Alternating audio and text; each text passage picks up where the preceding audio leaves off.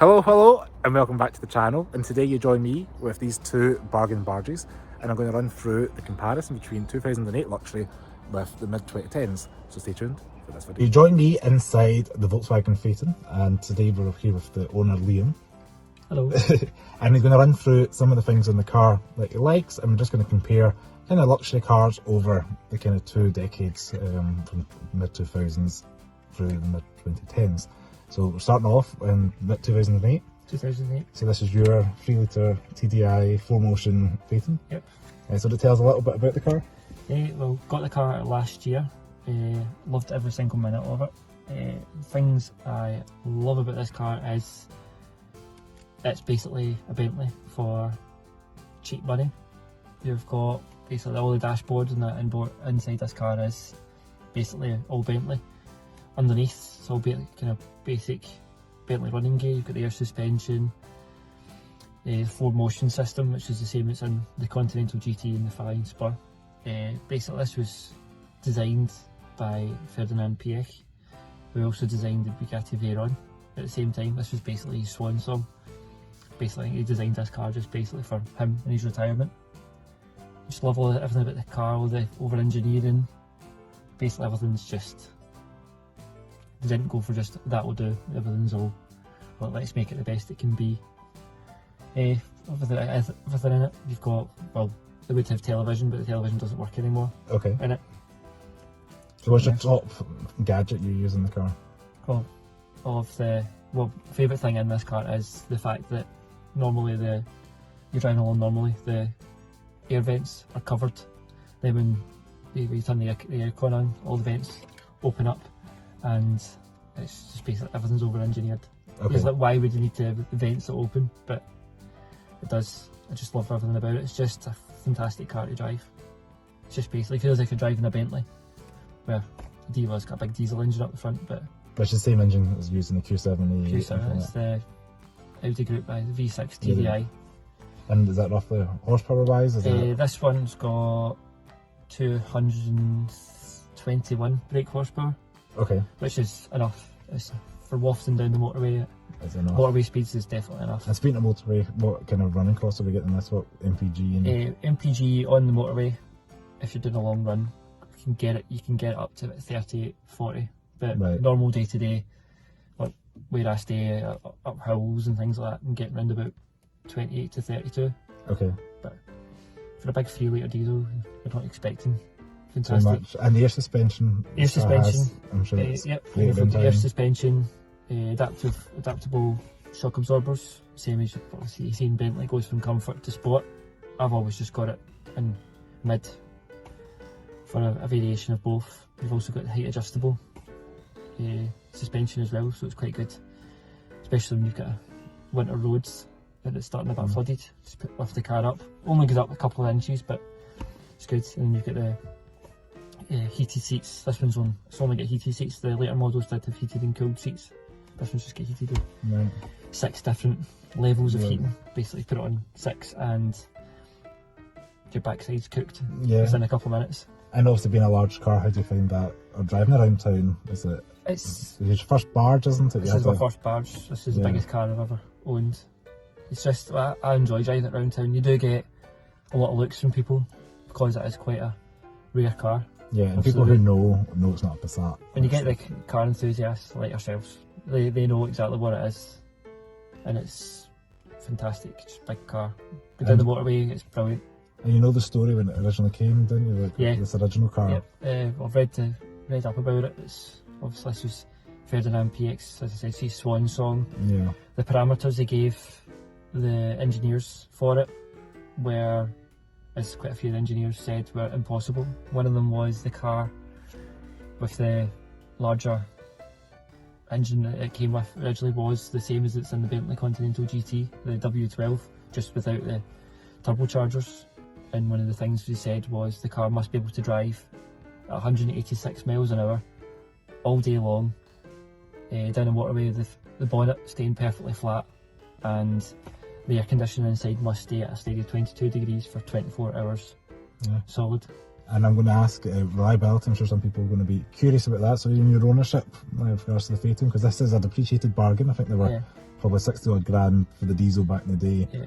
And probably closer to what, 80 or 90 for the W12 back in the day. I think that when I heard with this one, talking to people, the V6 in this spec was between, I think it was about 57 grand, brand new. Mm-hmm.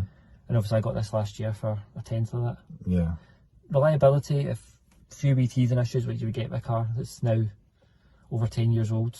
One of the main thing I had was, you may be able to see in the video, or if you've seen videos online, is the boot lid is extremely over engineered. It's all hydraulics that open the boot lid. Yeah, and it's kind of got like 3 arms at each side, doesn't it? 3 arms, Yeah. it lifts up it's one of my favourite things in the car is the over engineered hinges. I do want to tell the viewers how much that cost. Not you, obviously the warranty company. No, the warranty company, because I got the car before warranty and it broke basically. Instantly I got the car. Basically the garage I bought it from never told me it wasn't working correctly. So claimed that back. They needed a new battery and the boot control module had to come straight from the Volkswagen group, and all together it was £1,500. Which is quite a chunk of change when you're looking at a car that's probably costing about £6 grand. This car was, I got this for 5,600 last in May 2021. And we may as well punt it while we're here. This car's actually up for sale, isn't it? Car is up for sale. So if I can find the link, I'll put it on. If it's Gumtree, it'll probably be on. It's on Auto Trader. It's on Gumtree, Auto Trader, and Facebook Marketplace. So I'll leave one of those links down below, and you guys can have a wee fliff through if you want to see the photographs, or if you actually want to buy the car, get in touch with Liam. Because it's on for less than he paid for it, and it's only got what, 70 odd thousand miles? It's just 73,500 miles. 73,500 miles, so well under the 100k mark. You see ones online for 2-3 times that mileage, which is obviously the car is over engineered, so it just keeps going. And with regards to build material, like I know it's got the Bentley running gear, but they've kind of kept it understated inside. They haven't really got the bits, lashings of wood. You've got the dark, kind of almost dark grey, dark grey leather inside. Yeah, you've got plenty of space in the back. I said this car's just over 5 metres in length, so there is a lot of room in the back, as you'd expect, kind of a barge kind of car. You can get your CEOs driven around in the back of this car. Huge bonnet up front, and as we mentioned, over-engineered boot hinge, but we do have a nice large boot there as well. I've been asked quite a few times in my ownership to do airport runs for people. Picked my mother-in-law and a friend up in the airport in this, brought them back down the roads, and basically dressed as a chauffeur. Picked them all up, and I think people actually thought it was a genuine chauffeur. So just before we jump into the Jaguar to see how the technology and luxury's changed over the years, final thoughts on your Phaeton before we jump in? Just absolutely, what a car. As anybody knows me, like other half and friends obviously know, I call this my champagne car for lemonade money. Right, so that's it. So we're going to jump into the next car, which is the Jaguar XJ. So you join us now inside the Jaguar XJ, which I believe is the X351 chassis. I'll put that in the description as well, as I've done my research. So this is a Jaguar XJ Portfolio, 2012, now about 42,000 miles at the time of filming. And we kind of just wanted to jump out your car and into this one, just to kind of see how, not really a decade later between the exact models, but wherever that Phaeton came out, 2004. This came out, I think, 2010. So it's almost like a decade in between it, and just how things have changed. So, as you can see, we're in the XJ. What's your first impressions of it? It's very smart. It just seems a bit younger than the Phaeton.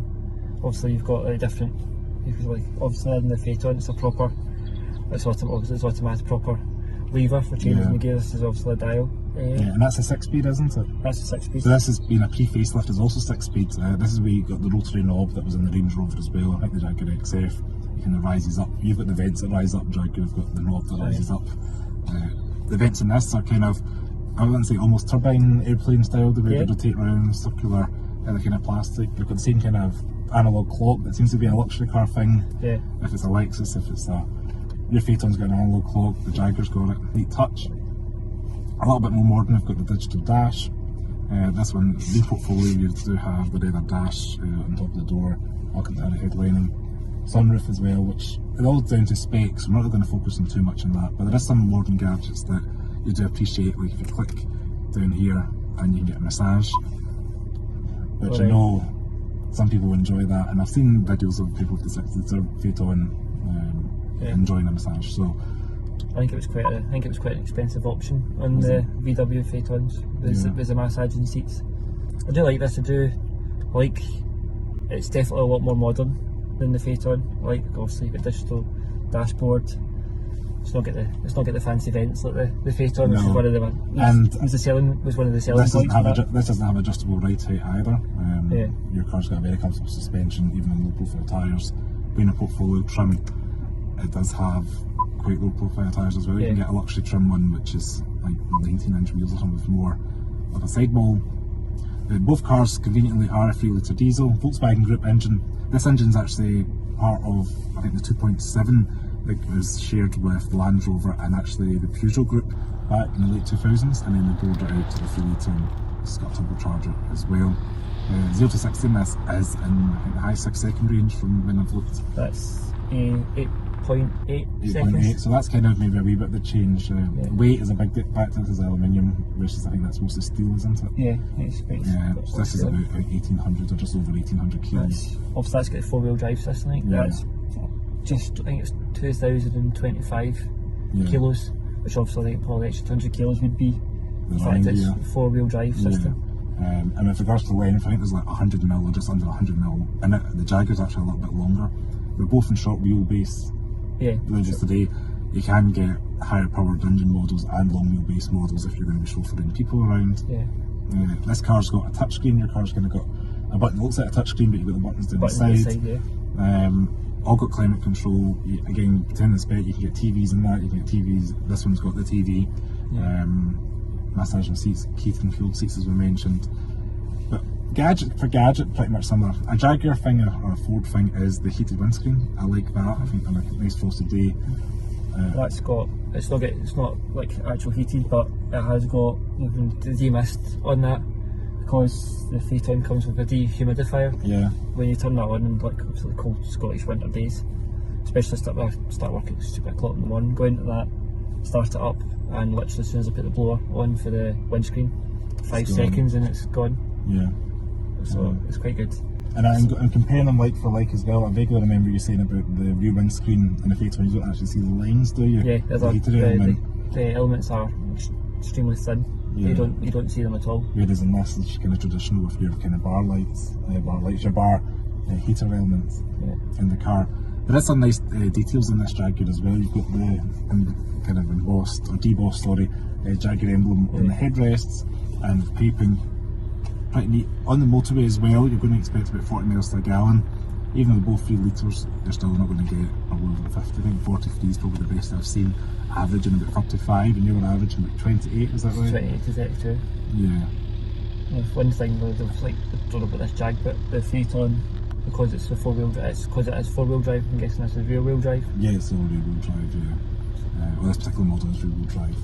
Just one of the selling points that I got onto the big barge was that's 4-wheel drive, because where I stay is obviously up hills, and it's when frosty mornings or snowy days that just keeps going. Actually taking neighbours to, I said about taking neighbours to work in that, because they work up the hills and couldn't get her car up the hill. So I said with bad weather I would take her in that, because it does pull up the hills even in the snow or ice. It's a cracking big car. Definitely this is nice as well. That's the main purpose of this video, is to compare and contrast both bargain barges. I think the Portfolio Jaguars started about 72 grand when they came out, and actually towards the end of the line it was about 84 for the diesel ones, obviously over 100 grand for the petrol models, and now you can pick these up for less than £20,000. You can get some ropey ones around 10 grand, but same as the Phaeton, you'd probably not risk buying a super high mileage ropey example, just because you could probably put the same value again into maintaining the car. I say they want to try and pick up one as low miles possible within your budget, and probably spec. You don't always need all the super gadgets, do you? You don't always need massaging seats, it's just a nice to have. And that's the kind of one to get at, is just to compare and contrast.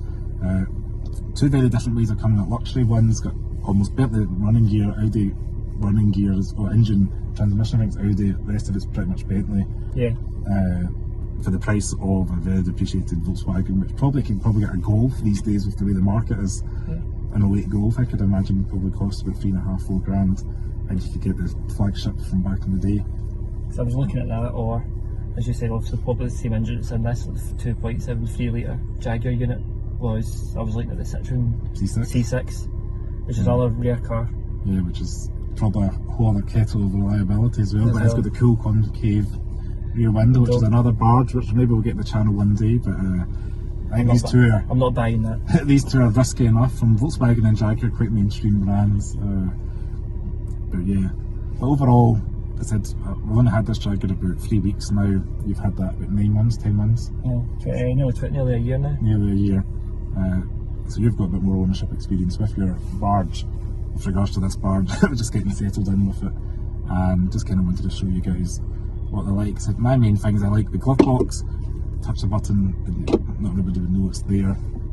The rising gear selector is nice. It's not the easiest to get from reverse to drive quickly. If you're doing a 3-point turn, you have to have a foot in the brake and wait, but you get used to it.